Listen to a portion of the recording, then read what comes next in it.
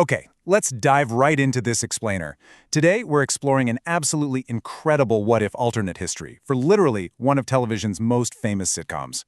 When we think about this iconic show, our minds instantly jump to the central romances, the career struggles, the endless sarcasm, and all that quirky wisdom from the main cast.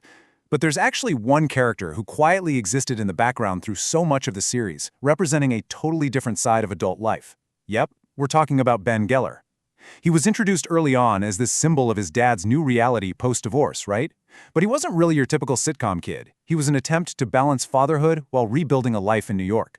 Yet across 10 whole seasons, we watched the adults obsess over everything from dinosaurs to, well, whether they were actually on a break, way more often than we ever watched them parent. So today we're going to unpack a super fascinating reimagining of this universe based on our source material. So here's the core premise we're looking at. Imagine if Ross's son, Ben, wasn't just this background character popping in to show post-divorce reality, but a central, permanent member of the group from day one to the finale. Just picture him growing up as almost a seventh member of the core friend group. Instead of disappearing for these really long stretches, what if he was just always hanging out at the apartment after school? What if he was deeply woven into the everyday fabric of their lives? The source material we're digging into today proposes that this one seemingly tiny adjustment wouldn't just add a couple of cute scenes here and there, it would fundamentally rewrite the emotional DNA of the entire series. It's a real game changer.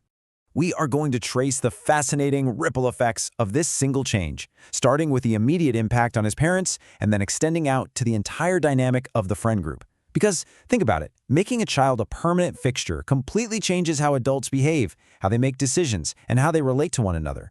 Suddenly, countless moments, impulsive choices, and even those major romances we all know, they'd look completely different. Let's break down exactly how this seventh friend would alter the journeys of our favorite characters, starting right at the top. All right, Section 1, Grounding Ross and Rachel. Let's see how this builds a totally different arc for them. The source poses this absolutely critical question. How would this affect Ben? Now, one of the biggest criticisms of Ross throughout the original run is that we rarely actually see him acting like a parent, even though we know for sure he loves his son. Whenever he dated someone new or stumbled into one of his many romantic disasters, there was hardly ever a discussion about how these new partners would impact his kid. But instead of those usual impulsive romantic choices, a central Ben would literally force Ross to mature faster.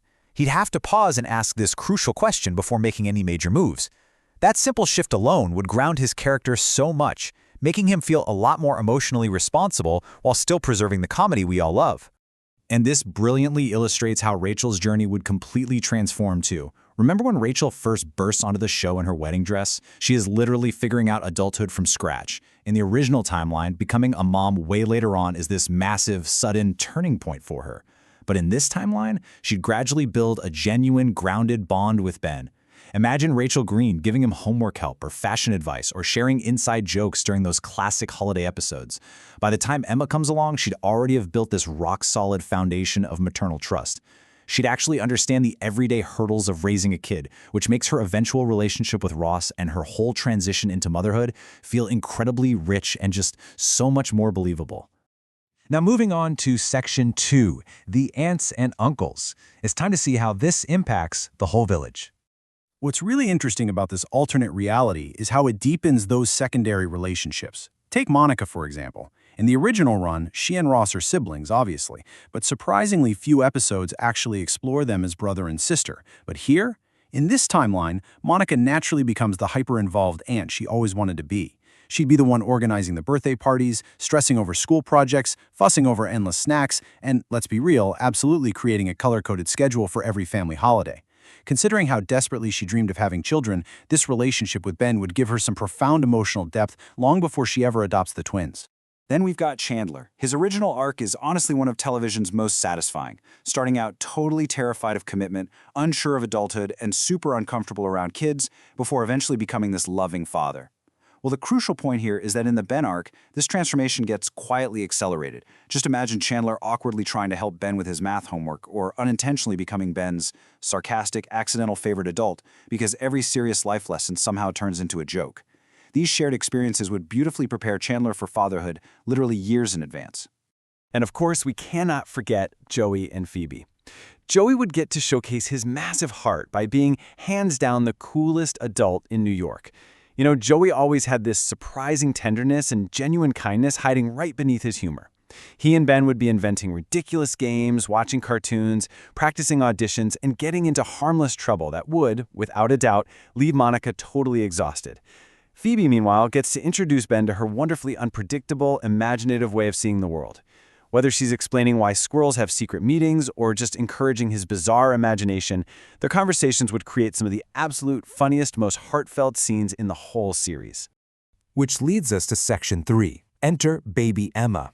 Let's look at how this changes things when a new baby arrives. So, how does this alter one of the series' biggest turning points? This is actually where the alternate timeline solves a major narrative gap that fans have been pointing out for years. In the original show, when Emma's born, Ben almost entirely disappears from the narrative. Now, there's no suggestion Ross abandoned him or anything. The series just chose not to focus on him. But instead of disappearing, Ben's constant presence turns Emma's arrival into this incredible family milestone.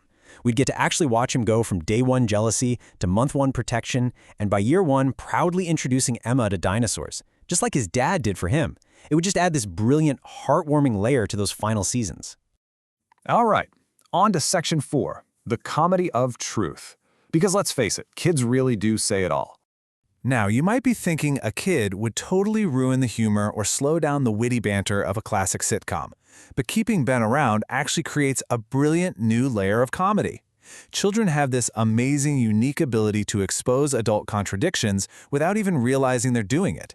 Imagine Ben innocently asking out loud, "Why do Ross and Rachel keep breaking up?" Or, "Why does Joey have so many dates?" Or, "Why does Chandler use jokes when he's uncomfortable?" These simple, totally unfiltered questions from a kid would force every single character to confront truths they'd much rather avoid. It's a mechanic that creates not just big, unexpected laughs, but also surprisingly meaningful conversations that really push the characters forward. Which brings us to Section 5, why it didn't happen. Let's look at the reality of sitcom mechanics. So if this alternate storyline sounds so rich, emotionally resonant, and engaging, you gotta ask, why didn't the creators go this route? Why did Ben stay in the background? Well, the harsh reality of sitcom mechanics is that the show was specifically designed around 6 adults navigating friendship, careers, and dating. Adding a permanent child completely breaks that format. Those highly spontaneous storylines would instantly be replaced by predictable routines. I mean, those late-night city escapades, they become incredibly hard to justify when someone has to go put a child to bed. The entire focus shifts from the chaos of young adulthood right toward family life. That specific balance is incredibly difficult for a sitcom of this nature to maintain, which is why Ben likely worked best exactly as he was, a gentle reminder that life continued beyond the walls of that apartment. But even though it wouldn't have worked practically for the mechanics of the show, this thought experiment proves something absolutely vital. The core of the show was always about these characters learning to grow up. And growing up isn't just about finding the right career or the right romantic partner. Sometimes it's simply about becoming the person someone else looks up to. Every one of these characters was learning to be a role model in their own unique way, and imagining Ben there to witness it just brings that beautiful underlying theme right to the surface. It leaves us with a really fascinating final thought to ponder. If tweaking just one background character's screen time could completely rewrite the emotional core and trajectory of these iconic figures, what other what-if scenarios are hiding in the media we love?